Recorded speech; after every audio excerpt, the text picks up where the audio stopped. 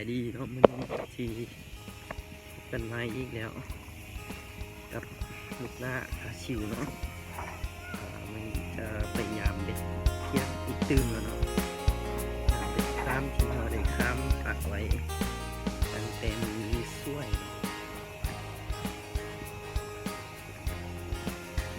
เชื่อมยอดปะให้มือแดงพยายามไปลุ้นนำกันว่าป่าจะกินหรือเปล่าเนาะ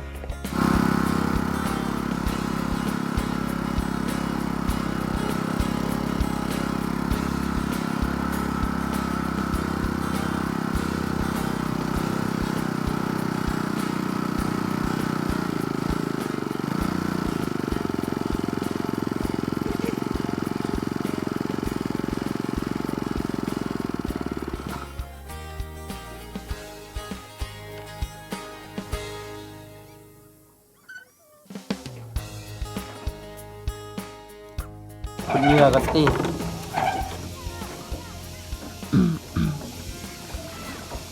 ตอนนี้เรากำลังจะทำการขุดเหยื่อก่อนเนาะถ้าบุขุดเหยื่อมันก็มีอันเสียบบ่มีอันเสียบเบ็ดแล้วปลาก็กินเนาะต้องได้ซอกเหยื่อกันเอาเหยื่อกัน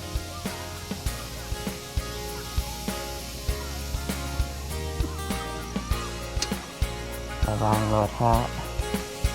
มาชมวิวกันก่อน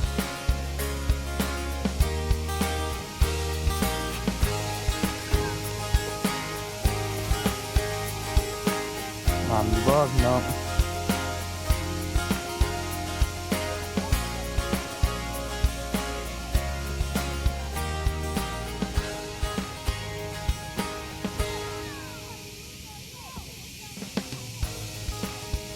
ธรรมศาสตร์ยามแรงอยู่โรงพยาบาลเด้อ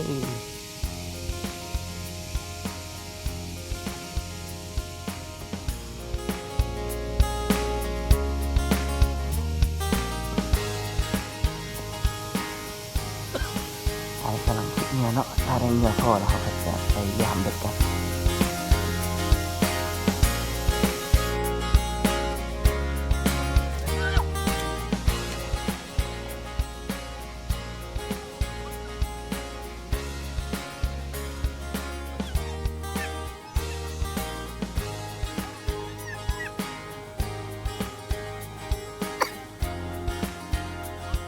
ก็ต้องจุดทำเป็นกระปุกเขาพิชิตเขาเดี๋ยวเขาพิชิตเขาตัวใหญ่บ่โอ้ปลากินแล้วพี่น้องปลากินแล้วหลังนี้เกมกระต้องกันออกมันเพียเลยตักเป็นยันใหญ่เลย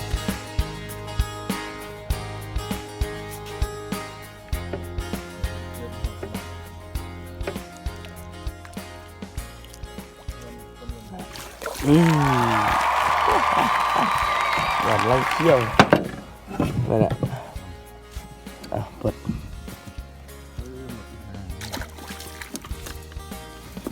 ได้สานแล้วทางผู้ชม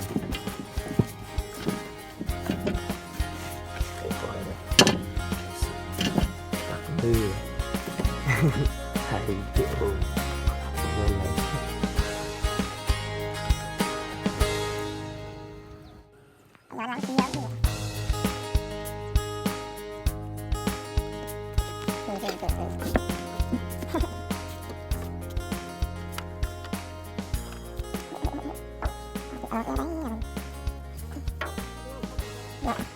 อะไร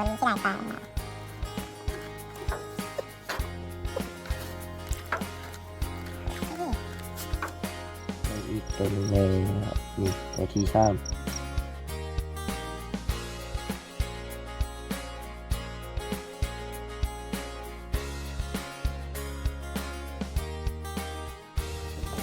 นี่คือกุ้น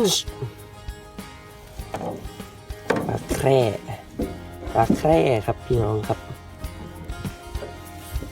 หลังสุดท้ายประมาณ1 กิโลใส่ประมาณ1 กิโล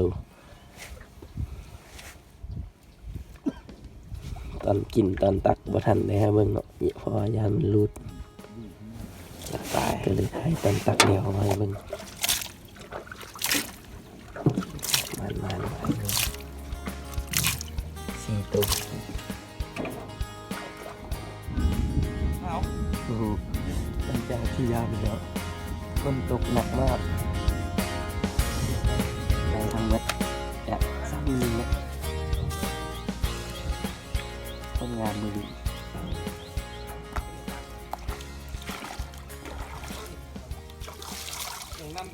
เจนใช่จะซุปนะ